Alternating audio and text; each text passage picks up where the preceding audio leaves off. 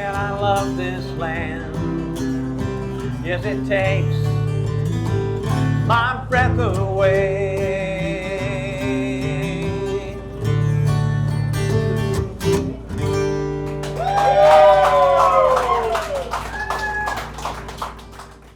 Welcome back to Texas 10. I'm Melissa. And I'm Steve. And we're here to tell you more stories about Texas. And today we really want to focus on music.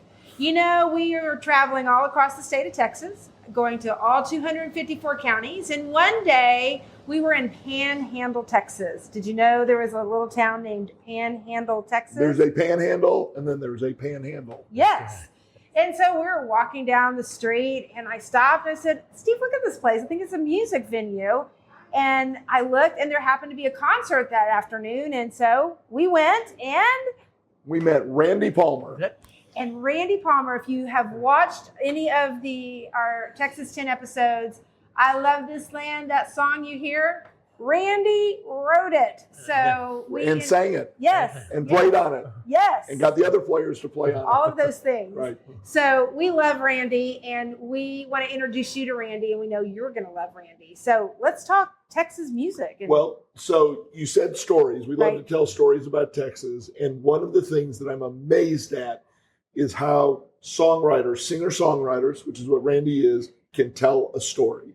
And you listen to Randy's music and it is very personal, but it's universal at the same time. And so I guess the first question is, Randy, tell us just a little bit about yourself and how Texan you are. Well, born and raised in Amarillo. Family, my dad was born and raised in Amarillo, and so we come from a long history there. I started playing music when I was just a kid. I mean, like maybe 7, 8 years old. What was your family musical? My dad can dance to the news. I love that. But my mom, Right. she played piano a little bit and stuff, and she sang all the time. And she had one of those console stereos Right. in the living room. Yes. And I would come home from school and I could hear her a block away playing music. And it was usually Ray Charles and Johnny Rivers, Willie Nelson even back then, some of his early work. And that was the environment I lived in. And my brother took a guitar lesson. And so he taught me what he learned. And my mom took the guitar one day and she sat me down in front of that stereo and said, play with this. And I lucked out. I hit something that sounded like it was on the record. You say you lucked out. I'm going to say that's probably natural talent. Well, because I was going to say, so oftentimes with really successful or people who really make music their lifelong, really passion, and that's a similar story, is they just sat down and they played. And I grew up with music as well, and I took piano lessons and played other instruments, but I can't do it without the music. And so one of my questions for you was, did you learn to read music early, or do you have a great ear and you just were able to play? I still can't read music. And you cannot read you and Paul music. McCartney. Yeah, I really, staff doesn't make a lot of sense to me, but numbers do. I mean, I maintain the music is a lot of math. Yeah. And so, but the numbers system that came out of Nashville, that makes sense to me. That is amazing to me. So, I think, honestly, sometimes music educators, I don't want to put you down, but sometimes formal music lessons gets in the way of creativity. And I'm going to say that's why I'm not a singer-songwriter. but I wished I'd gone in school. I'd taken choir or anything. I never took those things. I just played with my friends. Like, were you in the high school band? You went to Amarillo High? I went to Amarillo High. Wasn't in the band. We were in bands that played around with false IDs. What was the name of your first band? Redneck. Well, you were telling me a story a little bit earlier about how your parents found out that you were in bands. Tell that story.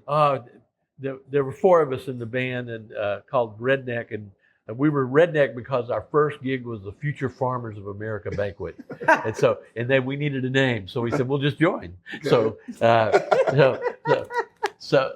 but we went to a music store and said we want to be a band, and this guy named Billy Stull in Amarillo, he said, great. He goes, this is some good equipment. Pay me when you can. And we were like 17 and at this time. And so we loaded up this stuff and we got little gigs at bars around Amarillo. How old were you? 17. You're in the bars? Yeah, 18. Yeah, 17 to 18. And the alcohol age limit changed right when I turned 18. So I was one of the older ones, so I was legal first in the group. But one night we were playing, and we did this sort of thing, like I'm spending the night with Mike, and Mike's spending the night with me, and we're spending the night with Dennis. And this is so we could go out and play till 2 a.m. Right. And so we had all this equipment, and Mike worked at the city of rifle range. Was his after school job. And so we drove an Amarillo City truck full of this equipment to all these gigs, right.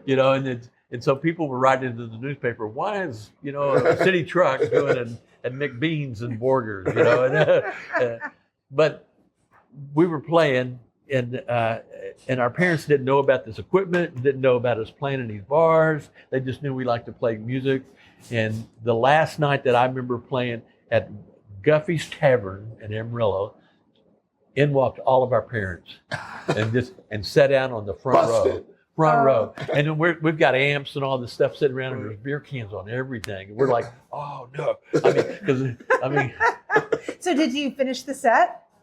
Well, after there was a pause. And then we finished the song, and we suffered the consequences. They sat there through the entire rest of the set, and they came in about midnight, but they stayed till last call, and so we had to fess up. I mean, you didn't have to fess up; you were caught. I was caught. Yeah. It was were they in that tipped cold off, feeling. or were they tipped off, or were they just going out for the night? I think they'd been calling. Like it's not that big of a town. My Right. dad would see my friend Mike's dad, Right. downtown, and say, "Hey, how are the boys doing?" So, well, I don't know, but they sure gone a lot, And Mike's been over at your house all the last 3 weekends, and it just caught up with us. But it was amazing. Right. Okay, so that's sort of your start in music, and then just give us a little bit of your musical journey, like sort of how you made your way in terms of making a living, and then how does music work into that? Well, when I went my freshman year of college at Amarillo College, junior college in Amarillo, and my wife Ann, she came to Baylor. Sikkim, yeah, and so She's very smart. and the band played that whole freshman year of college, and then we decided we were going to all go off and pursue academic stuff, and so I decided to go to Baylor just because I wanted to protect my turf. Right. My girlfriend was here, and so I came to Baylor and had a great time here. Had great roommates and I played off and on and around Waco at that time. There wasn't many places to play, and I played also in Austin some, and but it was all solo gigs on that. And so when I got a degree in communications because I wanted to know about the production process, and that was the closest thing that Baylor offered at that point. And so I was in radio, TV, and film. And I think I got a great education, and it's prepared me well for what I've done. Then I went to when I graduated, I went to Nashville, and I took my little 3-inch reel-to-reel tapes around to every publisher who would let me in the door, and showed them my songs, and they all told me to come back later. You're on a good. You're getting there. Just but keep you're just back. not there yet. Well, that's okay. They told Johnny Cash the same thing. Yeah. But finally, one of them said, I have a position here as a staff writer. Would you like to join our team? And so I worked for the acoustic music there for a couple of years. And it was a song factory where you would go in every day and you would have an assignment to write for, and they would have a name on the wall. Back then, it was like Crystal Gale and Ronnie Millsap and those kind of people, and you'd go in and do your best, and you'd write 10 songs a month to get and collect a $300 check.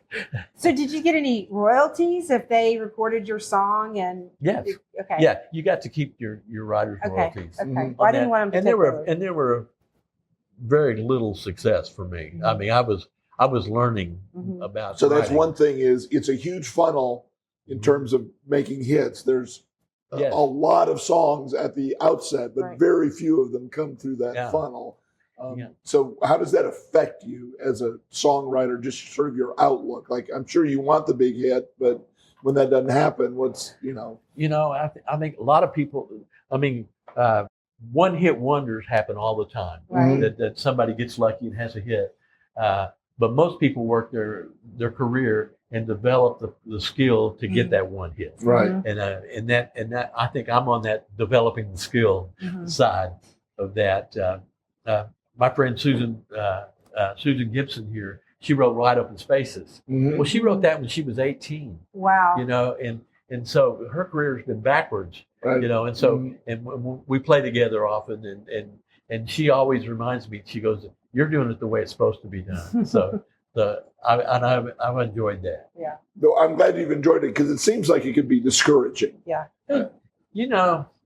It's the song. Mhm. It's really not. It's not the acclamation Right. or the monetary success. Mm. It's turning out a really good song, and that still motivates me. Yeah. And that's what I want to do. Right. Well, and Well, so just a real brief break here. I want to say he's written, although they're not huge hits, he's written many, many great songs. And go to randypalmermusic.com to sort of explore that. We're sitting in the One Day Bar here in Waco, and he's going to be performing tonight. You won't see You that won't one. see it. We'll bring him back. Right, but he does that sort of stuff. So if he's coming through your town, get to see him. Like the folks in Waco here are going to be able to see him. But I just wanted to put that plug in there. So Thanks. getting back to kind of your development, we were talking guitars last night. Uh-huh. And what was your first guitar? And do you still have her? No. Well, my first guitar I do have, and it's a little child-size harmony guitar that I've repaired and refinished and stuff like that over the years, and it will go to my grandkids as soon as they're old enough not to destroy it. Right. And hopefully we'll have some more music coming down the pike on here. The guitar that I remember most as quote first real guitar was a Buck Owens red, white, and blue harmony guitar, really gaudy and stuff, but it sounded good, and it played okay. Did you dress like Buck Owens? No, Couldn't go that far. no, Right. no, I did, I was a wannabe hippie, Right. but the Buck Owens kind of held me back on some of that. But it was a good guitar, and my mom's hairdresser. One day, my mom was getting her hair done. The old beehive hair. Oh yes, hair once a and she week. she was getting it done, and she said, "What do you think of that guitar in the corner?" And she asked my mom, and my mom said, "I bet my son would like to see that." Well, I went to see it, and it was a D21 Martin 1965 model, beautiful, my dream guitar. And she said, "Well, my husband is a lousy so-and-so. He's not making any money with it. So let me, if you've got $375, you can have it." And so my dad was gracious enough to buy back a shotgun he gave me at Christmas. Mhm. And then I put that with some summer earnings, and I bought that guitar, and I still have that today. Oh, that is Well, that's a awesome. great guitar. That It's is a great awesome. guitar. That is a great I- guitar. Later, That one's not going to the grandkids No. anytime soon. I ended up in the gentleman who owned the guitar, that his wife sold it. Mhm. I ended up in his office in Nashville years later. He was a publisher. And No. And he let me play a few songs. I opened up the case and he goes, "That's my guitar."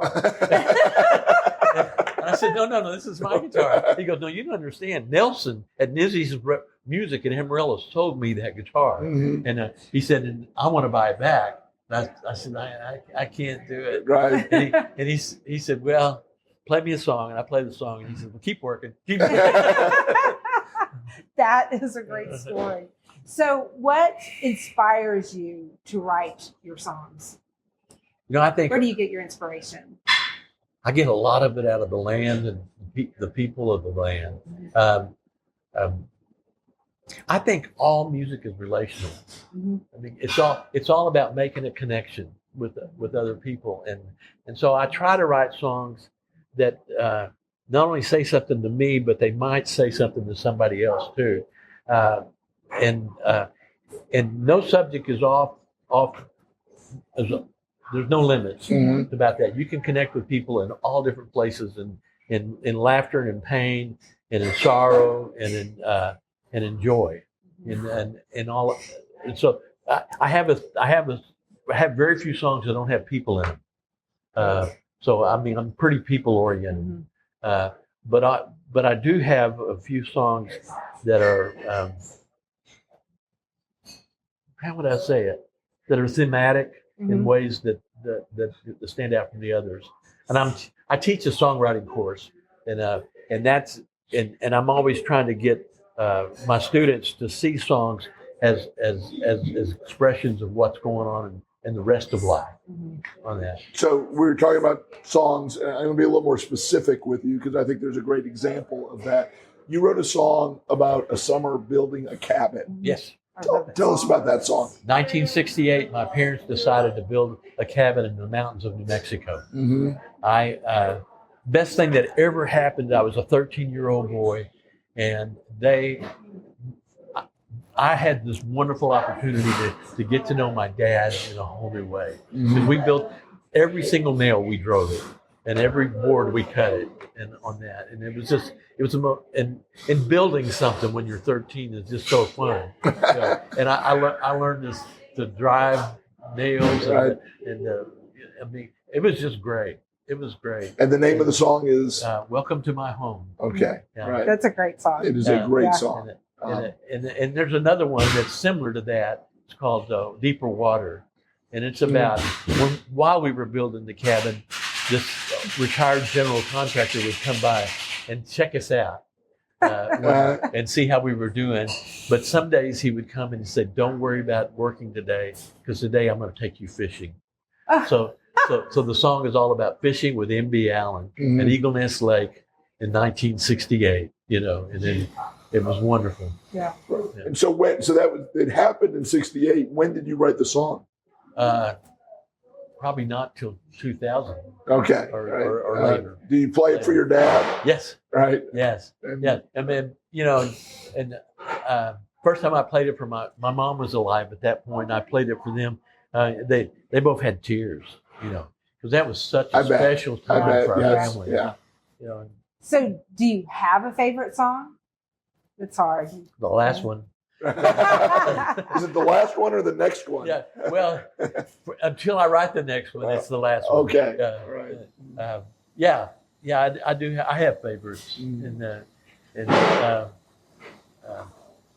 last one I wrote was a song called "Throwing Rocks at the Sun," talking about how sometimes you do things that you don't see any results. Familiar with that concept? Yes. Yeah. I loved it. Yeah. I haven't written about it, but I loved it. Yeah, and it's timely. Yeah. Right. Yeah. Excellent. So those are some of your songs and sort of your journey. Who do you model yourself after? Isn't right because you're you, No. but like who do you feel like sort of really influenced you? I'd say very first off was early Martin Murphy when he was Mike Murphy. Right. But anyway, Still doing Cowboy Christmas. He's Yeah. still doing Cowboy Christmas. but there was a place in Red River, New Mexico called the Outpost, and three guys in a group called Three Faces West had just a little listening room, and the only thing on the menu was coffee or hot spiced cider, and they were my heroes because these guys. One of them went on to be Ray Wiley Hubbard. Oh no! And the other two, Wayne Kidd and Rick Fowler, Right. they were these guys. They would let us, as I was like maybe 14, 15, 16 during this time. They would let us hang around after the show, and they'd teach us how to play, and they would talk to us about talking to an audience, and they just schooled us. And I was with a friend of mine named Mike Borger, and we just hung over there until they told us to go home. Right. And they taught us tons. And Michael Murphy did a lot of the warm-ups at that point for the Three Faces West shows. B.W. Stevenson also. Oh wow, appeared Dallas there. guy, Yeah. and My Maria is one of my favorite songs. So. Yeah, I just wrote a song that we stole a little from My Maria. No, Yeah, and with a friend up in Taos, and because we both love BW. right. But Bill and Bonnie Hearn, I don't know if you've ever heard of them. They're classics, and Michael Hearn and different groups of those people were a part of that scene. Bob Livingston here from Texas and was all a part of that scene. So I made connections as a teenager with some of these guys who went on to be my heroes. That's super cool. And in a really intimate, a space hardly bigger than this room. That they held these little listening room sessions, and it was a blessing. I mean, I'm just glad that happened. Yeah, that's one thing that whenever I've watched music documentaries and they always talk about the relationships and the people to meet and who gets them started. And I know that you go to the Kerrville Folk Festival every year, and they've got a great singer-songwriter vibe there. And what I love about it is, you can go to hear different people, but then at night you just walk around and everyone has found little circles and they're just sitting, singing and writing. And so talk about kind of the relationships that you build and how your singer-songwriter community supports you and how you support them and how y'all work together to create music. Kerrville is heaven. Did you hear that, Daryl Rollins? Yeah. Kerrville is heaven. Yeah. Kerrville Folk Festival has meant so much to me. Being a part of those song circles around there, the new folk song competition, as I've been lucky enough to be involved in that twice. And I get the dividends are huge from sitting around in those little circles. And they're, I've met some great players. Some of them have gone on to be important people in the music business, and some of them will never get outside of their house. But I'm here, and you'll hear the best and the worst in those circles. But because I don't sing in those circles, so you haven't heard the worst. No, people are all cheering for each other, and there's a ton of instruction that goes on during Kerrville, just during the day, everybody's over giving each other pointers, and at night you're playing your songs around a circle, and it's heaven. Yeah. So this is a podcast about Texas. Let's give the folks a little more information about the Kerrville Folk Festival. It runs almost 3 weeks. I think it runs 18 days. It's on, what's the name of the ranch? It's on Quiet Valley Ranch, outside of 9 miles west of Kerrville on 16. Beautiful property. It's gorgeous property. It was pioneered by a guy by the name of Rod Kennedy, and it's been going on for like ever. Well, it's 72 was the first. I know we went when we were in college. I was going to say, we've been out of college for a spell. And it is, people go and they camp there and do the all-night singer-songwriter circles. You can see legends of folk that take the main stage. They have smaller stages, and it's they like have kids concerts. They have something for everyone. Right, I mean, it's a little folk Woodstock in Texas, and it is awesome. And the last 3 or 4 years, we've volunteered there as part of our experience, and part of that is just because we're trying to give back. But the other side of it is you get to be on the inside of what's going on, and we have really enjoyed getting to know the management, the people that run this festival now. Deb Rouse is the director's name, and they're just wonderful. Well, music, just has this ability to speak to people, and it feeds. I always say music feeds your soul. Whether it's, I love gospel music and sacred music. I love folk music. I love the blues. And, I just think it's such a gift to be able to sing and write songs that people can relate to. And I think sometimes, I'm an educator, and sometimes we don't encourage our kids as much to really just explore. And I think sometimes we're just so rigid in wanting to teach them. And I love your story of just sitting down and learning how to play. And, I'm always jealous. I always say if I could be something different, I would be Bonnie Raitt. You've got a guitar sitting in your I your do. room. I have a great guitar, and It is a great guitar. I looked at it. You might need to teach me a little tonight, but it's almost like you're afraid. And I love, Michael, I told Steve, my goal after talking to you this weekend is to not be afraid and to delve in again, because it does give you such joy, whether you can make it or whether you can just sit and listen to it. And so I just love your songs and Well, I'm love your convinced story. that creativity makes us better in all different kinds of areas, not just the song or anything, but it makes us a better human, makes us a better spouse and husband. Just being creative. And better house and better spouse. Yes, we're getting the Ann thumbs up says there. yes. Okay, Ann says yes. Great. Yeah. In fact, you wrote a beautiful song about Anne. I love that song, and it makes me cry. I used to have what I call the Ann set. A whole series of love songs for my wife. Well, okay. Now be true here, because a lot of people, the young men that get started in music, the common theme is, it'll help me get the girls. Oh yeah, and it doesn't hurt at all. They have a guitar, Right? and it's certainly helped me along the way. Right. Yes, you married well above yourself. So. I did. Okay. I did. Right. As did I. Way As above. did I. Yes. Yeah. Right. So So I met her when the summer we were building the cabin. Her parents had a cabin about 3/4 of a mile away, and she had her horse up there, and so she was riding by and stuff. And my dad kept saying, "Look at that girl on the horse. She's pretty. You ought to go meet her." Right. And I was like, "I'm busy. I'm building a house." So I'm gonna forever. Ann is gonna be the girl on the horse. Yeah. Yes, that's awesome. It's awesome. So you've written your most recent release is about horses, isn't it? Yeah, there's a single out right now, and it's the first song off an album that'll be called the same thing, Dance Ponies Dance. Okay. And it's out on particularly on Western and alternative country stations across the country. And please call in. It's a great song. It's about a surprise. I was at a Western songwriters retreat on a ranch in western New Mexico on Mount Taylor, which is one of the Navajo holy mountains there. And on the Elkins Ranch, you get to the gate and they tell you to put it in 4-wheel drive. And then 2 hours later, you arrive where you're going to stay.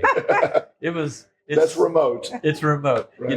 Pool change, showers, the whole bit. And so one night there was like 4 cabins scattered across this part of the mountain. And my friend Alan Chapman and I were staying in a different one. And so we were driving back after we finished playing, and it was, 1 or 2 in the morning. We're driving back and with the headlights on, and you could feel something wrong. And so I stopped the car, and right then this herd of wild Mustangs burst out of the forest in front of our truck, framed by the headlights. And it was the most beautiful 45 seconds I've ever spent in my entire life. And Alan and I, and the dust was everywhere, and there was like 20 of them that went across through the trees and away. And we sat there in silence and we looked at each other, and I said, "I'm going to write that song." And did he say, "No, I'm going to write that song"? He said, "Me too." And so I beat him to the punch. Right. So I wrote the song, and that's the single that's out now. All right. Well, go. You can get it on Spotify, right? If you want to listen to it. It should be up by the time people see it here. Okay. It'll be up. And some of your other music you can get on Spotify. Yeah, Spotify. I know that for a fact because it's I've on got our Randy Spotify. Palmer's on my playlist. Yes. So yeah. You can get two albums on Spotify, and the other two albums are not Spotify worthy. Okay. That's untrue. That is untrue. And Spotify is the one making the mistake, which they have been known to do, right? So just one more song I want to talk about because it was the one that originally caught my attention with you, because it's so much about Texas, but sort of old Texas and the Dust Bowl. Tell us a little bit about that one. That song's called Blow Dirt, Blow. And it is, I read the book, The Worst Hard Times, but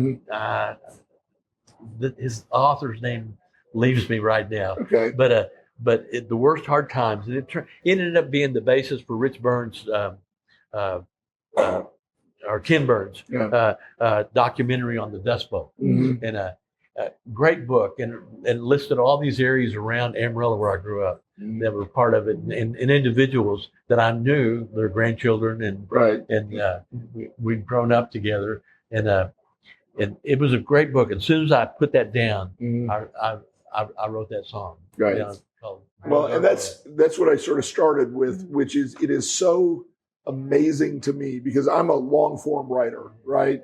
I often, they say in the legal community, the rule is brief shall be brief, and I can't follow that rule.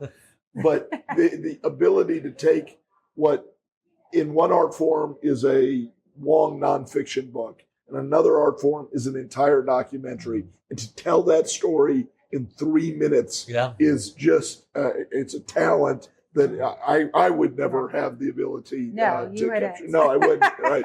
You have a different talent. Right. But it's just so impressive that you can tell that sort of story with so much impact in that short a period of time. I'm glad you like that song because that's one of my all-time favorite songs to play. Yes. Well, So it be does. sure and play it tonight. Right. Oh, I'll play it. It does tell a lot about a different time and place in Texas, but with droughts and whatnot, you never know when And we're not living that far away from it now. Yeah, exactly. In the Panhandle. Yeah. So, So shout out to our Panhandle brethren. I hope you don't have to go through that again. I will tell you, Randy Palmer is a Texas treasure, and music is part of the fiber of Texas. It's who we are as Texans, and there's nothing that I love more than music, and nothing more than what I love more than meeting a Texan musician. And so we're thrilled you're here. You know what? What? So we've got a little bit of an announcement here because Randy has inspired us. Is we are wrapping up our first season on Texas 10, and we have committed to the next season. You know, we do a culture episode, we do a place episode, and next year, every week, we are going to have a music episode. Right. And so we consider this episode number 1 of the music track, but we're going to get more people like Randy and hear their stories and hopefully inspire you. If you're not to inspire you to maybe even try to become a musician or to enjoy playing music, but to just enjoy music. There's nothing better to sit down, have a cold, whatever your cold beverage of choice is, whatever it is, Lone Star, and just enjoy the music. Cut out the noise of the world and enjoy the music. And everybody can write a song. I'm convinced. I can write the lyrics to a song. Everybody's got a song in some. I will say I have a little talent in the classroom of making up songs to get the kids to do something. And when you're an elementary school teacher, you resort to a lot of things. But I don't think I could write a song that anyone would want to listen to. But maybe. Well, maybe the kids. Well, they don't have a choice. That counts. That counts. It does. Well, Randy, one, we're looking forward to the concert tonight. You know, people that are watching this don't get that, but you should look out and see when he's coming to your town. You should go see Randy Palmer. You should go to randypalmermusic.com, download that stuff, and then put them on your Spotify list. Look on our website, look for festivals, look for music festivals. They're all over Texas. And, we started this journey at the Bob Wills Day in Turkey, Texas. So we started this journey with music, and we're going to continue this journey with music. Right. So keep joining us. Special shout out to One Day Bar for hosting us today. Thank you, One Day. If you're in Waco, it's at 618 Columbus. Make sure you stop by. It's a great little spot. Often they've got a place for musicians outside. Often you'll get to catch some live music, and you can't beat it. And follow us on social media, Facebook, Instagram, all the things. Right. And like, subscribe, share, comment, all that. We hope you've enjoyed the first season of Texas 10. And We have. we've had a blast. We've learned a lot. It's kind of fun to watch the first one and then watch the last ones. We hope we're getting a little better at this. But we hope you will join us and look forward to season 2, because the season 2 is coming. So continue to watch, continue to join us, and we're going to hit the road and see more of Texas. That's what we're going to keep doing. We're going to concentrate more on music this next time. So I want to thank you for being my partner. Oh, I want to thank you, Steve. Right. It started back Right. in Texas, Right. in San Antonio. Exactly. And I want to thank Team Vision Entertainment, Yes. who is the actual, the only reason this works is those folks. And all of our guests, like Randy here, have made it a great season. Can't wait to get started on season 2. Thanks so much. Bye. From Palo to the Gulf Coast Plains, from the heart of the hill country to the piney woods, Jay. Oh, I love this land.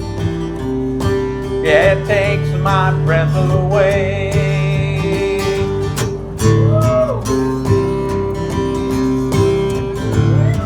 254, yeah.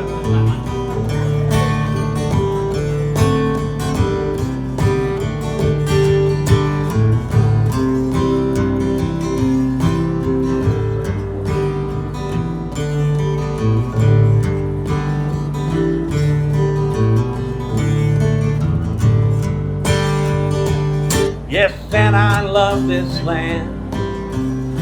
Oh, it takes my breath away. From Palo Duro to the Gulf Coast Plains, from the heart of the hill country, the piney wood shade. Oh, I love this land. Yes, it takes my breath away, and I love this land. Yes, it takes my breath away.